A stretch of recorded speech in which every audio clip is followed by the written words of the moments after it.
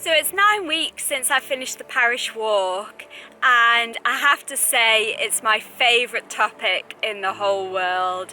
It's amazing. I can talk for hours and hours about it. It's just such an incredible event. I've said this before and I'll say it again and again to anybody who'll listen to me.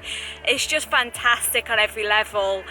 The terrain is incredible, it puts you through your paces. You've got uphill, downhill, flat, you start off early in the morning, walk through the night. It's just incredible, and all over, well, you've got up to 24 hours to do it. So what a challenge, the ultimate challenge for sure.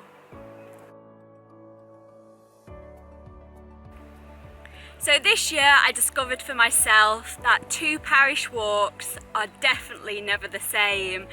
The first time I entered was 2018, and even looking at the aches and pains that I felt on that first attempt at finishing the parish, I had aches in my hips and my knees, but that was probably much later on. Probably after Derby Brideway, that I really started to feel those aches and pains. Whereas this year, the 2019 attempt, I'd got to Peel and my knees were fine, but I could definitely feel my hips, and I got quite emotional. I can remember walking through Kirkmichael and getting quite emotional at the thought that my hips would get so sore that they would prevent me from finishing the parish. The 2018 attempt, I made the mistake of sitting down and my hips had actually seized up. So the thought that my hips were again going to cause me issues, I got quite emotional. I can remember walking through Kirkmichael actually thinking, oh my goodness, what if I don't finish? And I felt myself welling up, and I thought, oh gosh, you can't start crying now because people are going to think you're in pain. And it was actually the emotion of actually thinking I wasn't going to finish. I just wanted it so badly this time. I was determined this was my year, I was definitely going to finish. But also in 2018, when I attempted it for the first time, I was walking with people right up to Bride, and it's definitely a different feel to the parish when you're walking with somebody. It helps with the pacing, you've got somebody to chatter to, so the time goes quicker. Whereas this year I was walking with people probably up until Patrick, so from Patrick onwards I was basically on my own, so it was through my own motivation. So that changed the dynamic of the walk on its own. I've said this before and it still holds true, the backup is so important. My backup was Russell, and he was fantastic.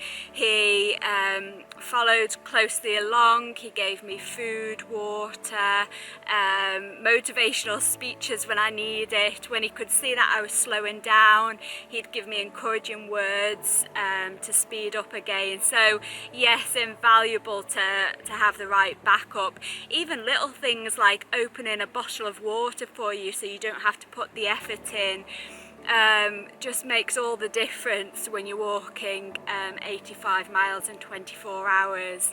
It really is so important to have good backup. I was really pleased at how I was with the eating. Russell had worked out that I would need approximately 9,000 calories intake during the walk, and we worked out I'd taken on roughly 8,500 calories. So that was taken on. In the early days I was having mixed nuts, chocolate covered almonds, I was having protein shakes. From Russian onwards it was mostly liquid. I didn't feel like taking on any solids, so it was like I said, the protein shakes. I would have, I had rice pudding, custard, yoghurt, milk.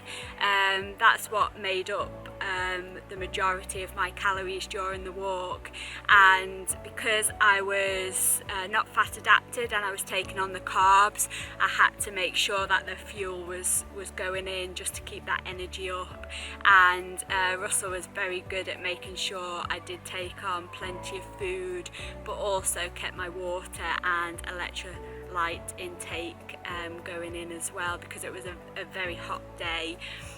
I was very lucky again. Russell jokes, he says the next time he does a parish he wants to do it with me, because the last the two attempts that I've done of the parish, I've had fantastic weather.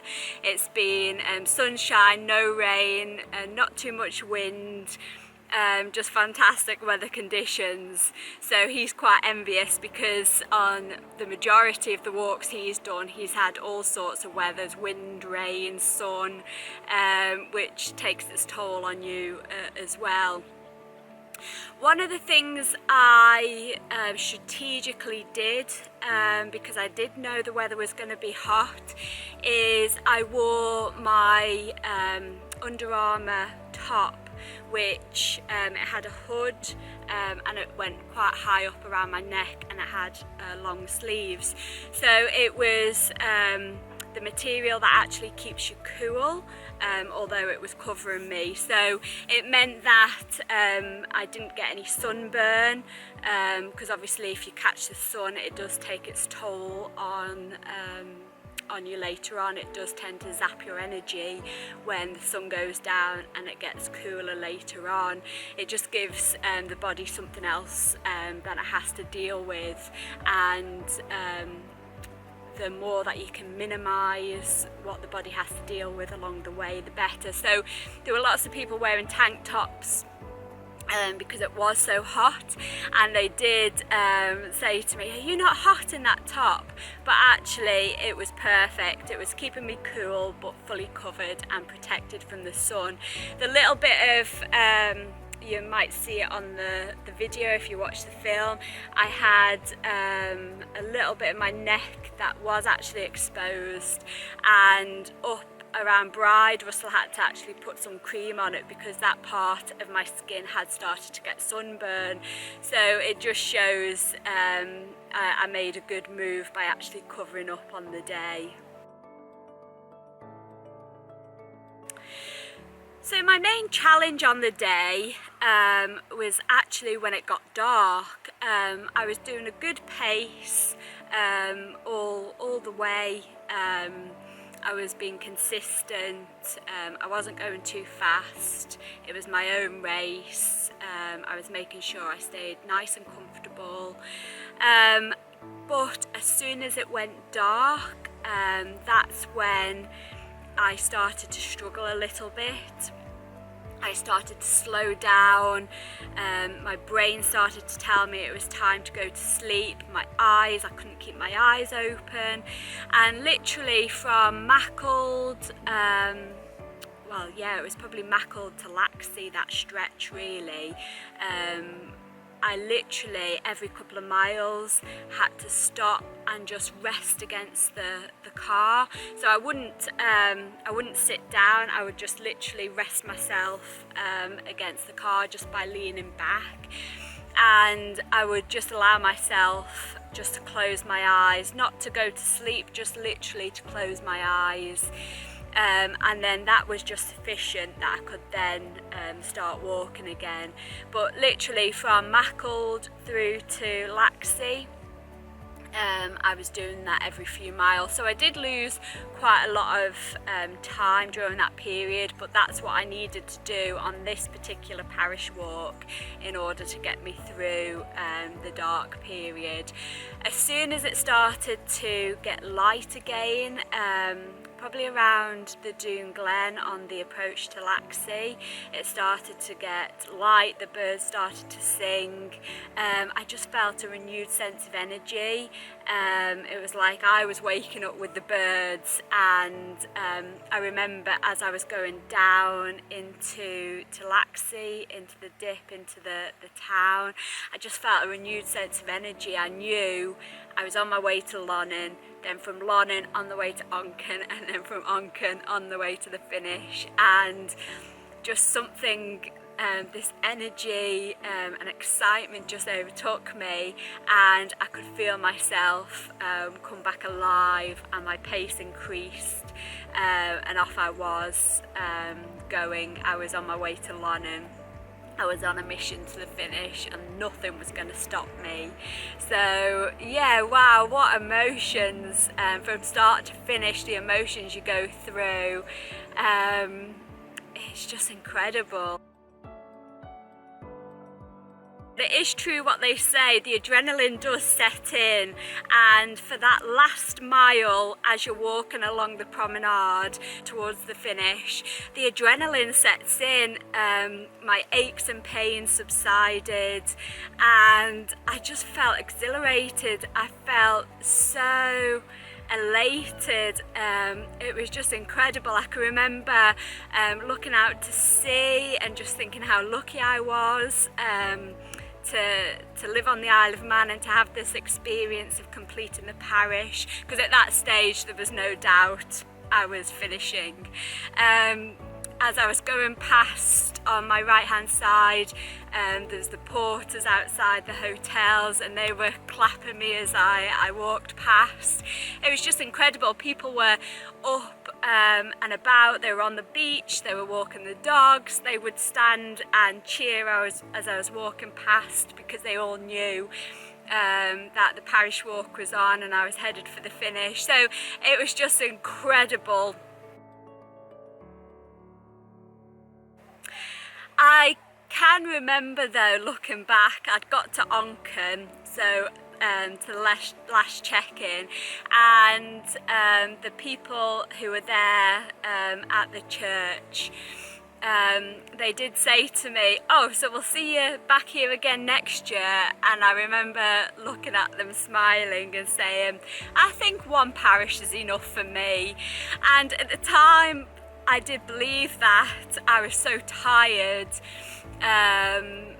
You know, I'd come all those miles, and I did honestly believe one parish was sufficient. I'd experienced it and that was enough for me.